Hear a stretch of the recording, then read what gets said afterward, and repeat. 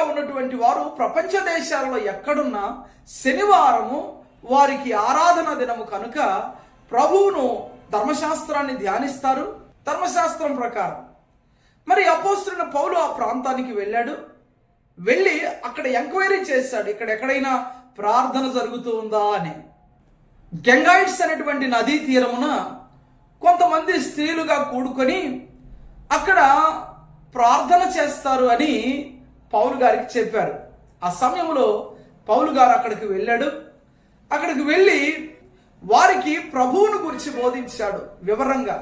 వివరణాత్మకంగా బోధించగా ఆ స్త్రీలు చాలా మంది అక్కడ కూర్చొని ఉన్నారు.